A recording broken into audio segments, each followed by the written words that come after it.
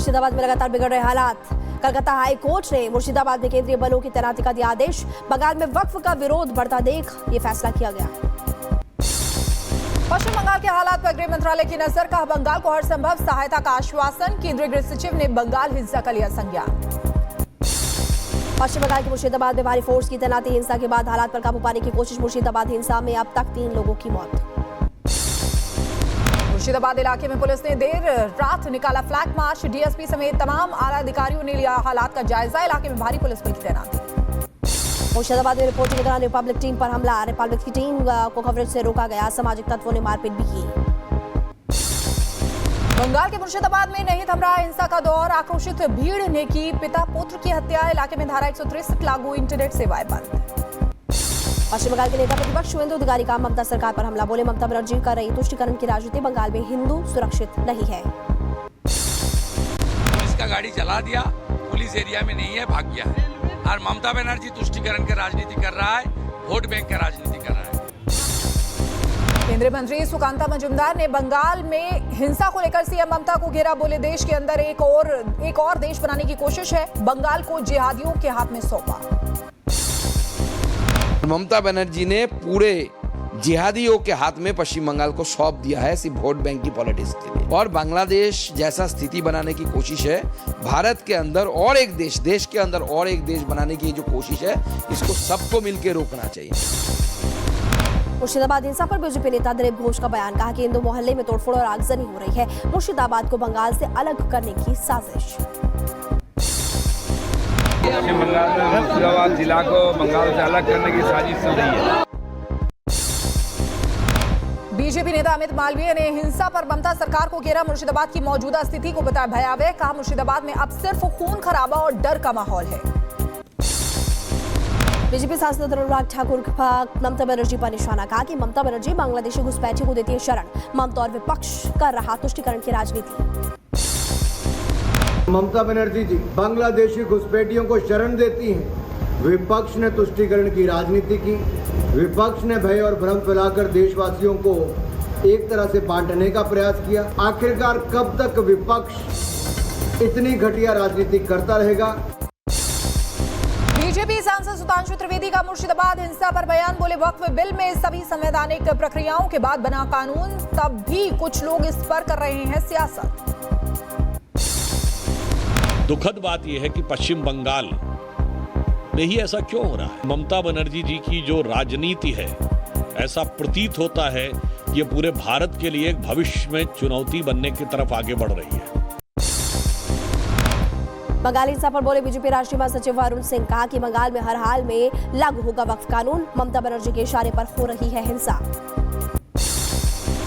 ये स्टेट के हाथ में नहीं होता। भारत के संसद के द्वारा पारित किया गया कोई भी कानून प्रदेश में लागू होना ही है। खुद हिंसा को भड़काने का काम ममता बनर्जी काम कर रहे हैं वोट बैंक की पॉलिटिक्स के लिए। लॉकेट चैटर्जी ने बंगाल में हिंसा के लिए सीएम ममता बनर्जी को ठहराया जिम्मेदार। बोली वक्फ कानून को लेकर किया गया गुमराह। बंगाल में बांग्लादेश जैसे हालात। बंगाल में हिंसा पर सीएम ममता बनर्जी का पोस्ट लिखा कि हम हिंसा का समर्थन नहीं करते। बंगाल में लागू नहीं होगा वक्फ कानून। टीएमसी सांसद अभिषेक बनर्जी का बंगाल हिंसा पर बयान। कहा कुछ लोग जानबूझकर बंगाल को जलाना चाहते हैं। धर्म के नाम पर अशांति पैदा करने की कोशिश है। मध्य प्रदेश के गुना में हनुमान जयंती के जुलूस पर पथराव। मस्जिद के अंदर से पत्थरबाजी का आरोप। तलवारें, लाठियां, पत्थर लेकर निकले समुदाय विशेष के लोगों से मारपीट। गुना में पथराव के बाद पुलिस ने संभाला मोर्चा। लोगों से किसी अफवाह पर ध्यान नहीं देने की अपील की। इलाके में तनाव के चलते पुलिस की तैनाती। और गुना में पथराव मामले में पुलिस का एक्शन शुरू। 5 नामजद समेत 15 से 20 लोगों के बीच उन पर एक्शन लिया जा रहा है। एफआईआर दर्ज की जा चुकी है। उपद्रवियों की तलाश में पुलिस की टीम जुटी। गुना में स्थल पर थोड़ा पथराव हुआ है जी। उसमें दो समुदाय के कुछ कम्युनिकेशन गैप रहा। वहाँ पे सिचुएशन अभी टोटली कंट्रोल पे है और जिन लोगों ने भी किया पूरा सक्सेस किया। हनुमान जयंती पर कोलकाता में निकाली गई शोभा यात्रा। नेता प्रतिपक्ष शुवेंदु अधिकारी ने भी शोभा यात्रा में शिरकत की।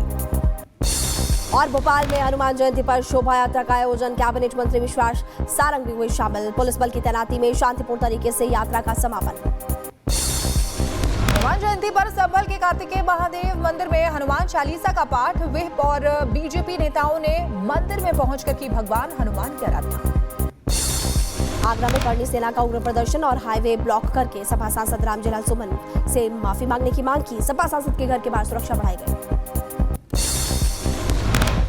अखिलेश यादव ने समाजवादी पार्टी के सांसद रामजीलाल सुमन का किया समर्थन। बोले अपने कार्यकर्ता का अपमान बर्दाश्त नहीं करेंगे, उनके सम्मान की लड़ाई लड़ेंगे।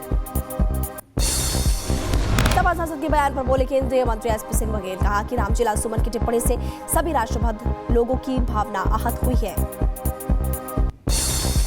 मैनपुरी में कैबिनेट मंत्री जयवीर सिंह का बयान। बोले राष्ट्रभक्तों को अपमानित करने का हो रहा है काम। आगरा में करनी सेना का कार्यक्रम पहले से तय था। बुराड़ा के प्रत्यर्पण पर बोले सीएम हेमंत। कहा कि ये भगोड़ों के लिए संदेश है, मोदी सरकार के लिए एक बड़ी कूटनीतिक जीत। लखनऊ में अंबेडकर की प्रतिमा रखने को लेकर बवाल पथराव में महिला थाना प्रभारी समेत 6 पुलिसकर्मी घायल। इलाके में पुलिस और पीएससी के जवानों की तैनाती। आज भोपाल दौरे पर रहेंगे गृह मंत्री अमित शाह। रविंद्र भवन में आयोजित राज्य स्तरीय सहकारिता सम्मेलन में होंगे शामिल। सुरक्षा व्यवस्था के चाक चौबंद इंतजाम। दिल्ली के लाल किला मैदान में महानाट्य सम्राट विक्रमादित्य कार्यक्रम का आयोजन हुआ। उपराष्ट्रपति जगदीप धनखड़, सीएम रेखा गुप्ता, मुख्यमंत्री मोहन यादव रहे मौजूद। 2047 तक आत्मनिर्भर और विकसित राष्ट्र बनेगा भारत। बीजेपी सांसद अनुराग ठाकुर बोले कि आत्मनिर्भर और विकसित राष्ट्र बनाने के लिए सपने को करेंगे साकार। नेशनल हेराल्ड मनी लॉन्ड्रिंग मामले में ईडी का बड़ा एक्शन। एजेएल की संपत्तियों पर कब्जा लेने के लिए भेजे नोटिस। हर महीने का किराया ईडी को जमा करना होगा। झारखंड में नक्सलियों के साथ मुठभेड़ में एक जवान शहीद। बेस कैंप के पास ब्लास्ट में सीआरपीएफ का एक जवान हुआ घायल। इलाके में सुरक्षा बलों का तलाशी अभियान जारी। भारतीय वायुसेना के बहुराष्ट्रीय वायु अभ्यास में लिया हिस्सा। सुखोई 30 और C-17 विमानों के साथ किया अभ्यास। 12 देशों की वायुसेना हुई शामिल। भारत और अमेरिका की नेवी ने किया सैन्य अभ्यास। हिंद प्रशांत क्षेत्र में सुरक्षा सहयोग को बढ़ावा देना है टारगेट। दोनों देशों के बीच बढ़ते सैन्य सहयोग का प्रतीक है। उत्तर प्रदेश के झांसी से सनसनीखेज वीडियो सामने आया है। युवतियों और युवकों के शख्स की लात घूंसों से पिटाई की है। आरोपियों की पहचान करने में जुटी पुलिस। गोंडा के चेहरी में पति और पत्नी के बीच मारपीट करने का वीडियो वायरल हुआ। आपसी विवाद को लेकर पति और पत्नी ने एक दूसरे पर थप्पड़ बरसा दिए। गाजियाबाद में पुरानी रंजिश के चलते युवक की पिटाई। ईंट पत्थर और लाठी से पीट कर अंधरा कर दिया। पिता की शिकायत पर आरोपियों के खिलाफ मामला दर्ज।